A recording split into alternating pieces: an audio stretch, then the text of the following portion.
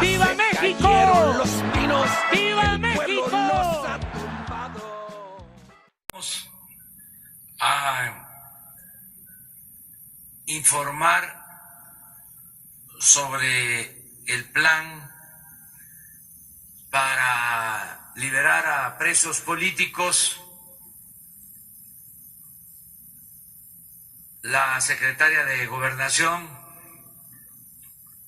la licenciada Olga Sánchez, va a informarles sobre este tema, porque así lo acordamos el día de ayer.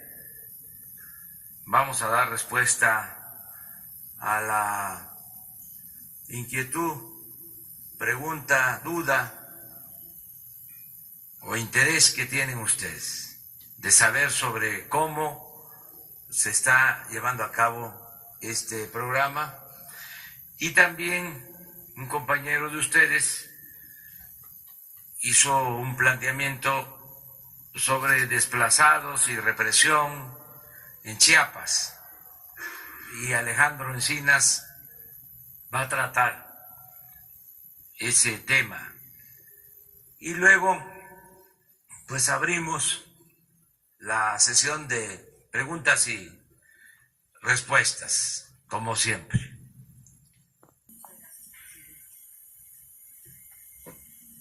Para informarles de que en la estructura de la Secretaría de Gobernación se creó una unidad especial para el fortalecimiento de los sistemas de justicia en nuestro país. Esta unidad está compuesta básicamente por dos direcciones generales, una de las cuales es una dirección general para el fortalecimiento de los sistemas de justicia en las entidades federativas a través de convenios de colaboración de las procuradurías estatales y de los tribunales superiores de justicia. La otra parte de la unidad, la otra dirección general, consiste ya precisamente en tener una mesa especial para la revisión de los casos en los que muchas de estas personas han sido privadas de su libertad injustamente. Tenemos ya liberados 16 personas. Hasta ahorita, en el mes de diciembre, hemos estado revisando los 368 casos que tenemos en la mesa y hasta ahorita hemos liberado 16 personas. Estas personas, muchos de ellos inclusive, no han tenido ni siquiera una sentencia después de muchísimos años de estar privados de su libertad y no han tenido sentencias ni condenatoria ni absolutoria. Otros tantos y muchos de estos que no han tenido sentencias porque los jueces no tienen manera de condenarlos, porque no tienen los elementos probatorios necesarios y las evidencias para poder condenarlos, y han estado privados de su libertad durante muchísimo tiempo. Quiero compartirles que estamos haciendo esta revisión de los 368 casos, pero que ya no quiero decir los nombres de estas personas en libertad por privacidad de sus datos personales. Pero estas 368 casos los estamos revisando muy puntualmente. Esta mesa está compuesta tanto por personal de los reclusorios, como por representantes de la Procuraduría General de la República, como por los abogados defensores, por organizaciones sociales y sobre todo por gente sumamente calificada para revisar expedientes penales. Pero en todos estos casos lo que hemos encontrado son rezagos importantes en la impartición de justicia y la privación prácticamente ilegal de la libertad de muchos de estos que están en este momento en las prisiones del país.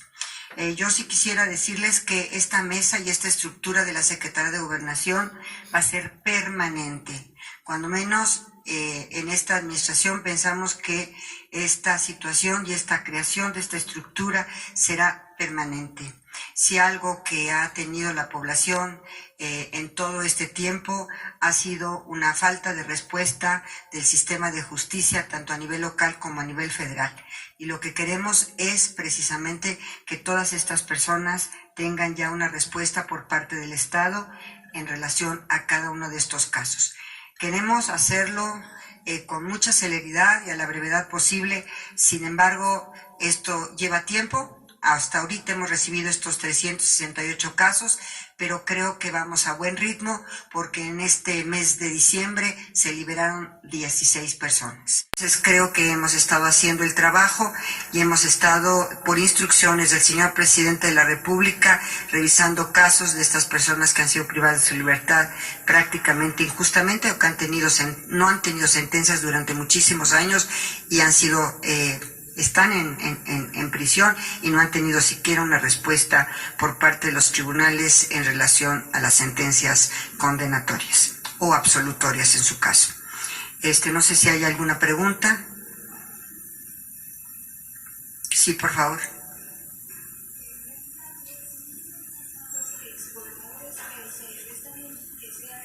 El asunto de presunción de inocencia, pero el caso de los gobernadores considero es de interés general. Por ejemplo, los que ya habían hablado con el presidente Andrés Manuel López Obrador. Estamos revisando estos casos, pero también quiero ser muy puntual. Muchos de estas personas que están en este momento privadas de su libertad tienen procesos locales en sus estados, no son procesos federales. Nosotros lo que estamos revisando en este momento son procesos federales, precisamente porque es la esfera de nuestra competencia. Sin embargo, a través del amparo o de las instancias del Poder Judicial Federal podríamos empezar a revisar los casos de muchas de estas personas que tienen causas penales únicamente de carácter estrictamente local y en las entidades federativas correspondientes. De todas maneras, estamos a través de las vías institucionales y de impugnaciones en el Poder Judicial Federal, podríamos hacer una revisión a través de los amparos o a través de carpetas de investigación que pudieran estar también vinculadas con algunos procesos penales federales, pero en general muchos de esos tienen procesos locales. El diagnóstico de estas personas que van a ser beneficiadas y casos analizados. Rocío Méndez, Noticias MBS. Buenos días, doctora. Tenemos entendido que prácticamente el 60% son personas que cayeron en esta desventaja y fueron privadas, como usted nos advierte, posiblemente ilegalmente de su libertad por estar en la defensa de la tierra o en este tipo de circunstancias. ¿Podría aclararlos? Porque sí, también tenemos entendido que hay muchos jóvenes que por su protesta política, entiéndase normalistas o estudiantes universitarios, también están en prisión. Denos detalles, por favor. Es correcto, inclusive tenemos ambientalistas que están privados de su libertad por haberse opuesto a las prácticas del fracking. Estrictamente, por ejemplo, en la zona norte de Puebla, se opusieron al fracking y entonces fueron privados de su libertad por oponerse al fracking, por ejemplo, y son ambientalistas que en este momento también están privados de su libertad. Hay muchísima gente humilde que no tuvo ni siquiera derecho a un defensor público.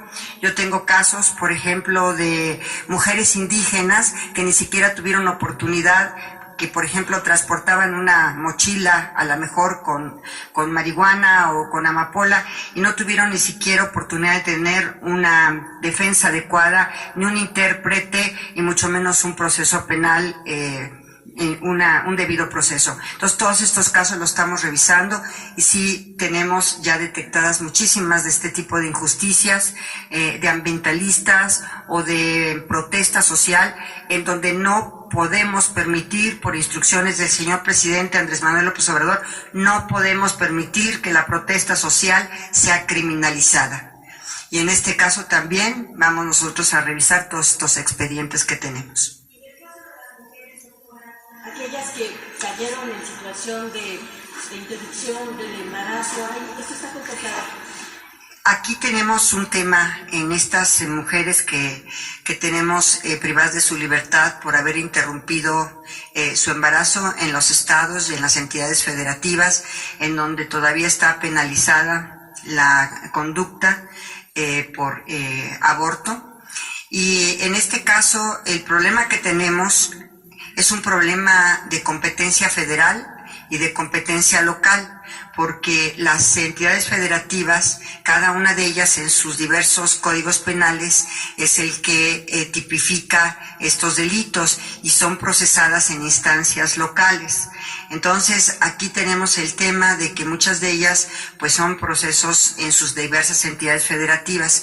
Por supuesto que este es uno de los grandes temas que nosotros estamos tratando de analizar y probablemente apoyándolas en el amparo con defensores públicos podríamos nosotros lograr que ya lograran saltar, digamos, la instancia local para llegar a la instancia federal y pudiéramos nosotros tener una posibilidad de revisar estas causas penales a través de la justicia federal y de las procuradurías y del sistema de justicia ya del Poder Judicial Federal.